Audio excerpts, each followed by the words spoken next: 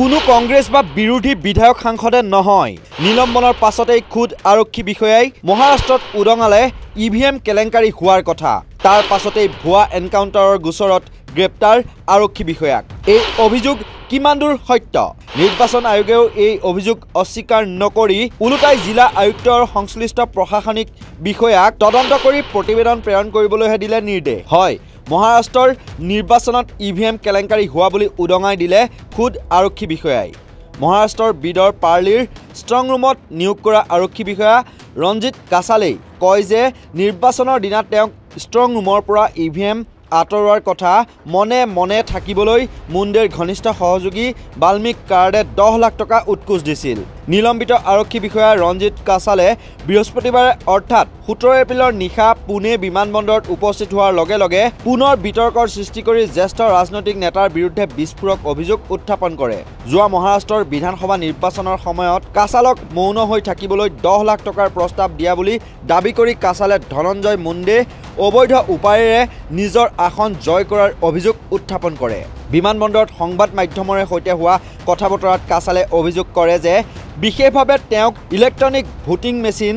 চমুকৈ ইভিএমৰ পৰা আঁতৰাই ৰাখিবলৈ আৰু তেওঁৰ মৌনতা অৱলম্বন কৰিবলৈ তেওঁৰ একাউণ্টলৈ ধন স্থানান্তৰ কৰা হৈছিল বাল্মিক কাৰ্ডৰ মালিকানাধীন সন্ত বালু মামা কনষ্ট্ৰাকশ্যন কোম্পানীৰ পৰা ধন অহা বুলি উল্লেখ কৰি কাছালে কয় যে ভোটদানৰ দিনা মোৰ একাউণ্টত 10 লাখ টকা জমা হৈছিল ইয়াৰে মই 7.5 লাখ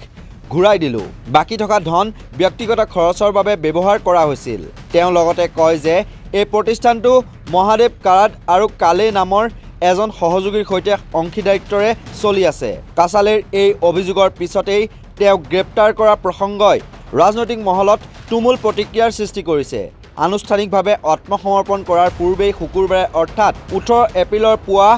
বিদ আৰক্ষীৰ এটা দলে তেওঁক পুনেৰ এখন হোটেলৰ পৰা প্ৰথমে আটক কৰে আৰু পাছত গ্ৰেপ্তাৰ কৰে লক্ষণীয়ভাৱে কাছালে সংসদীয় সমষ্টিৰ পৰা ধনঞ্জয় মুণ্ডেৰ নিৰ্বাচনী বিজয় বৈধ নহয় বুলিও দাবী কৰে তেওঁ কয় নিৰ্বাচনৰ সময়ত মোক পাৰ্লিত নিয়োগ কৰা হৈছিল মুণ্ডেই অসৎ উপায়েৰে নিৰ্বাচন জয়ী হৈছিল জনসাধাৰণে জানে সেইটোৱেই সত্য উল্লেখ কৰি থওঁ কোনো ৰাজনৈতিক নেতা বিশেষকৈ বিৰোধী পক্ষৰ নেতাই এনে অভিযোগ সদ্যহতে আনি থাকে কিন্তু খুদ নিয়োজিত আৰক্ষী বিষয়াই এই অভিযোগ আনি নিলম্বন হোৱাৰ লগতে গ্ৰেপ্তাৰো হ'ল আৰু অৱশেষত হেৰুৱালে চাকৰি কাছালৰ এই অভিযোগৰ বিপৰীতে আৰক্ষী সূত্ৰই জনোৱা মতে সৰপঞ্চ সন্তোষ দেশমুখৰ গোচৰৰ মূল অভিযুক্ত বাল্মিক কাৰ্ডক এনকাউণ্টাৰ কৰাৰ বাবে চুক্তিৰ প্ৰস্তাৱ দিয়াৰ বাবে নিলম্বিত বিদ আৰক্ষীৰ উপ পৰিদৰ্শক ৰঞ্জিত কাছালেক চাকৰিৰ পৰা বৰখাস্ত কৰা হৈছে বিপৰীতে এই অভিযোগ নৎসাত কৰি ৰঞ্জিত কাছালে কয় তেওঁ এনকাউণ্টাৰ প্ৰস্তাৱ